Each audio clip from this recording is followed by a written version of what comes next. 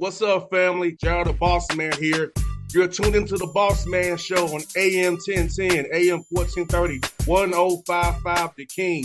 Let the King out at 105theking.com and the Bossman Show at bossmanshow.com. Hit me up on Instagram, The Bossman Show, Twitter at Bossman Show, and Facebook, Bossman Show. It's the Bossman on your radio. Listen to the Bossman Show with your host, JR, Saturdays at 9 a.m. right here on AM 1010, The King. What's up, good people?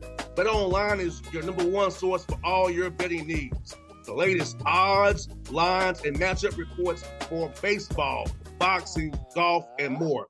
Bet Online continues to be the fastest and easiest way to place your wagers, including live betting and your favorite casino and card games available to play right from your phone. Head to the website or use your mobile device to sign up today and get in on the action. Remember to use your promo code BELIEVE, B-L-E-A-V, for your 50% welcome bonus on your first deposit. Bet Online, where the game starts. BS3 Network, changing the way you watch TV.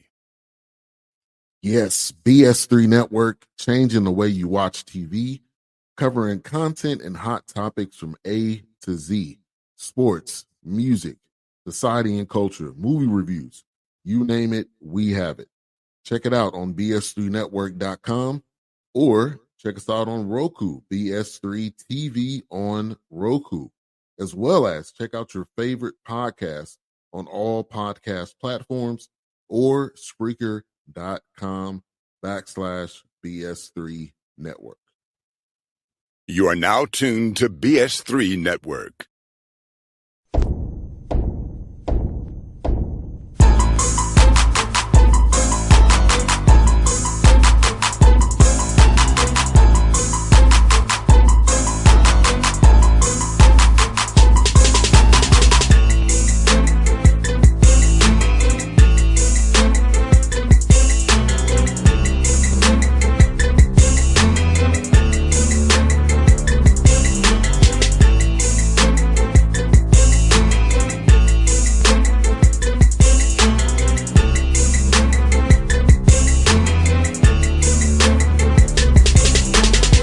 Back on the Bossman Show. New head coach of Western Kentucky, Plona, with from the Bossman Show in the big office now. He's on doing his thing, man. Coach, good to see you, brother. How you doing?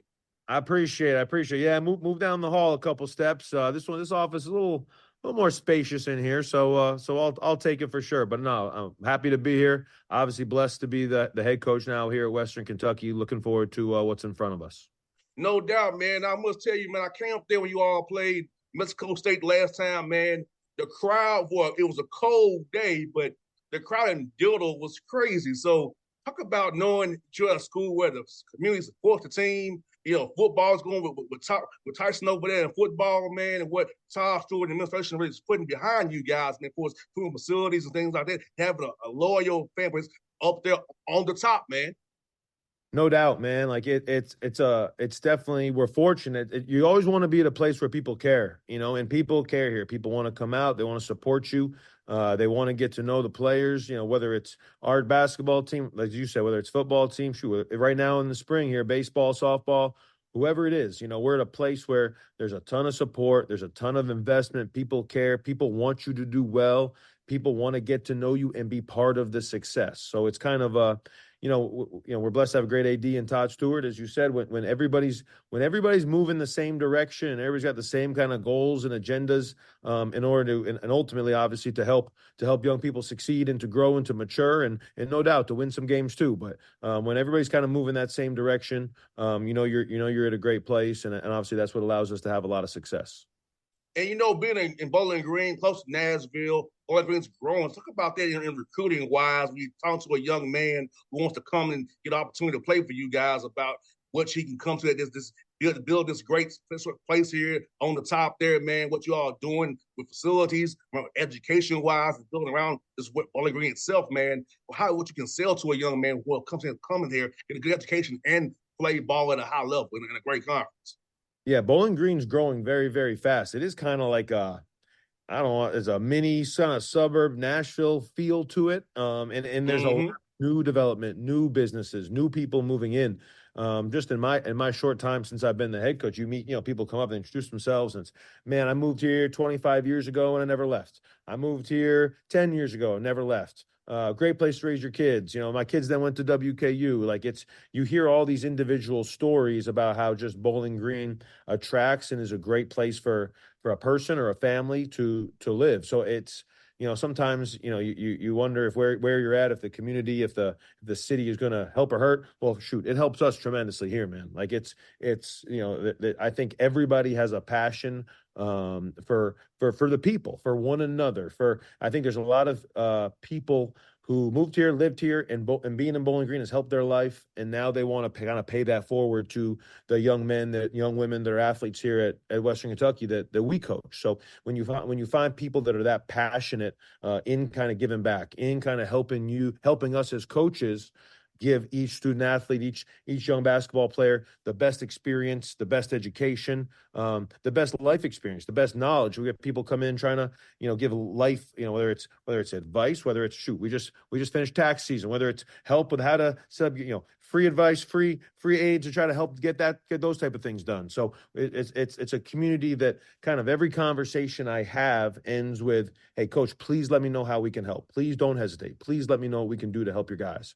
And no doubt, I think that you can kind of feel that infectious, positivity, that infectious attitude that people have here. You feel very, very comfortable telling parents, telling families that they should feel very, very good about their son coming to school here and living in this community for sure.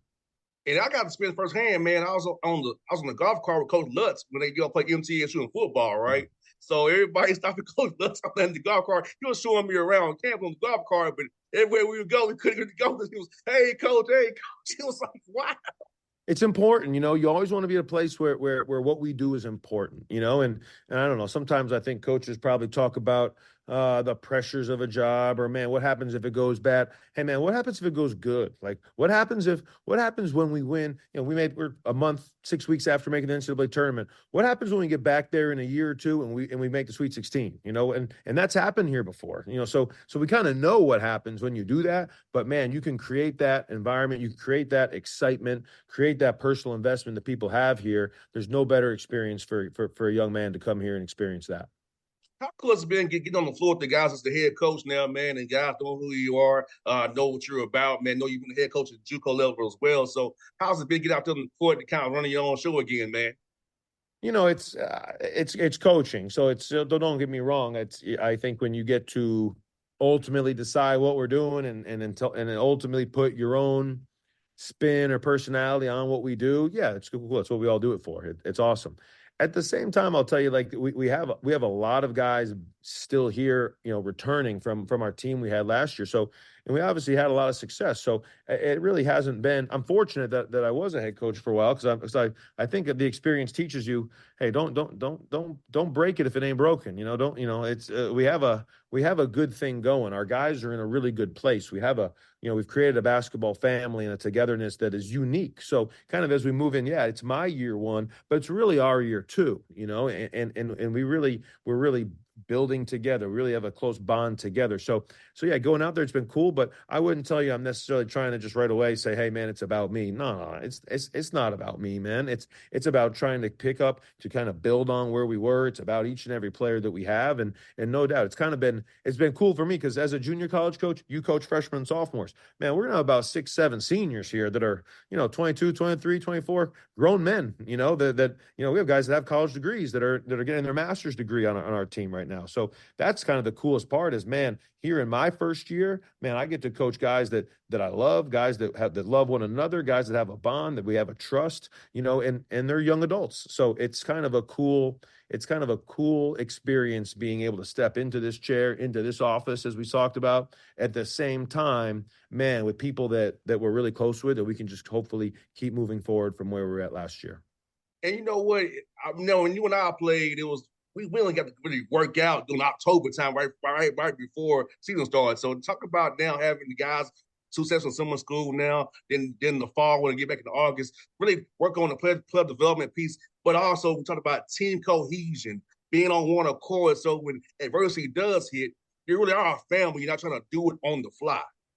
No doubt. I think that I think the best teams they certainly have each other's back in all times. Like nobody's perfect. So man, when I make a mistake, do they have my back? When our fast break layup and a guy gets a little carried away, misses a dunk, are we getting right back on defense? Like, or are we blaming? Like, I think that's the cool part about our team is through all we've been through, we have each other's back through the ups and downs because there's going to be downs, there's going to be mistakes, there's going to be negative moments, there's going to be you run a perfect play and you miss an open shot. Like those things happen in basketball. So it's about having one of those back. And as you said, like we are on the court right now. We're not. It's more calm than during the season, but we're doing a lot. Certainly in the weight room, we do groups of 3 or 4 right now, just trying to make sure we work on their individual development. We want guys to be better, no matter what position you are. We don't really have positions, but whatever position you are, man, we want your ball handling to be better, your passing to be better, your shooting to be better. We want everybody working on those things. We don't want this to be the last place that anybody plays basketball. I'm hoping in 5 years, I'm telling you, man, we had 12 pros on that team. So no doubt. And kind of in the spring, I think to me, we really work on a lot of individual stuff, especially coming off the season. In the summer, we'll start to we'll still do some of that, but we'll start to put in some, remind ourselves about some team concepts, certainly add some new ones. And then no doubt by the fall, September, October, and now you're starting to get wound up for the season. Now you're starting to do the technical stuff. Now we're figuring out exactly how we're going to run offense or what our defense is or lineups or those type of things. So I kind of think we're at that point now. We're kind of getting over the last season, moving on. And obviously, there's been some change, so it's a lot of individual stuff. But no doubt, we are fortunate now that we're allowed to be on the floor with these guys for even 4 on-court hours a week. I mean, that's 45 minutes a day for 5 days. And we don't. And if we go hard, you don't need to go in the spring more than 45 minutes a day for 5 days. These guys love playing open gym. They love hooping. It's who they are. So they're in there all the time. And it's definitely a positive vibe. And that's obviously, as a coach, we want to continue to encourage that. I don't want to get in the way and say, and when they're feeling good and we're getting better, it's not about me. It's about us trying to improve day by day. And we have a group that certainly is excited about doing that.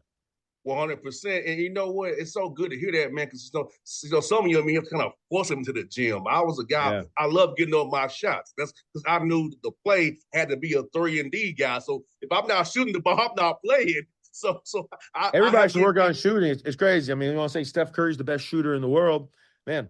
I've been to Warriors camp. He shoots about 500 a day now. Like it's not. It's not like you're good enough. So if you're a great shooter, you got to keep shooting. If you want to be a good shooter, you got to keep shooting. Man, if you're a guy that didn't shoot a lot of threes this year, but you want to make one a game next year, you got to keep shooting. So you definitely want the guys that want to be in the gym and that are about it. 100%. And for you being a Conference USA, man, seeing how tough it was, you guys got punch ticket winning then down in Huntsville, man, in pretty impressive fashion. Talk about Conference USA, man, and adding Kennesaw State in there right here in my backyard here. So you'll be hopefully coming here this year. But yep. talk about, the depth of the teams you have in the conference, man. How's it be a lot of great coaches you all have in that conference? It's a tough league,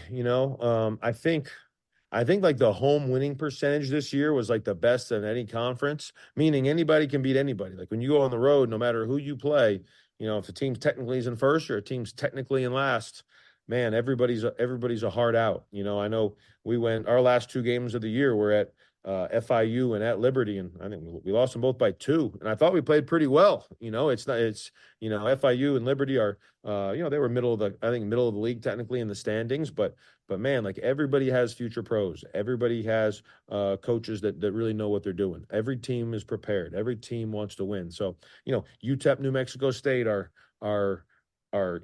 UTEP is Texas Western. That's Glory Road, man. Like they've won one of the most famous national titles of all time. There's history in those programs.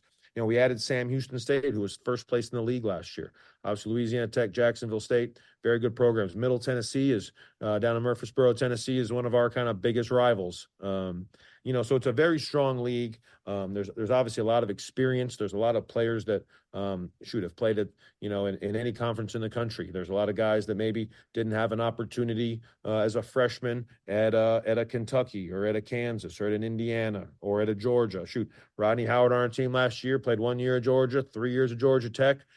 comes and plays 1 year, and he's 6 man of the year in our league and all conference player. So there's a lot of guys that come and play on our teams that no doubt when you go to Georgia Tech, there's 12 players good enough to play there. Maybe as you get older and you learn from that stuff, maybe there's a little bit more of an opportunity as a senior to come here and play. So the coaches in our league do a great job at recruiting. There's a lot of historically very, very good basketball programs, and no doubt we're fortunate to be in one of the best leagues in the country. Yeah, it's cool to watch when you all play MTSU, man. The 100 miles of hate. It's funny to me. Man, when you go down there too, like their court is blue and gray, so it's just a kind of a unique vibe. They always wear blue. We always wear red. So no matter if it's home or road, you always wear the same uniform. And no doubt they call it 100 miles of hate, which is I think those nicknames and stuff are pretty cool. I mean, I don't know that anybody hates each other. I think but I think it's kind of sells the game and kind of adds to the rivalry. It's basketball hate. So, which, it's basketball competition, which I think is a positive thing. So it's a cool game to be a part of for sure. Yeah, man. Going to Tennessee State where I went to school at, man. I remember it was all in the OVC together. It was Western and OVC. So it was Tennessee Tech, MTSU at the time, Austin P, Martin. So it was fun. Back in the old OVC days, not the new OVC days. But for sure. When you all played always crazy. For us, was Austin P was the one that hated us the most. It was Austin Right. P. But MTSU and WP hate each other the most.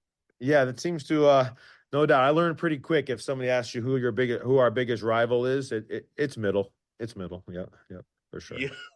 Yeah, Coach McDermott does a heck of a job. He does a heck of a job down there, man. He's a good buddy of mine too. He always hits me about Atlanta Hawks stuff. So it's great coach for sure.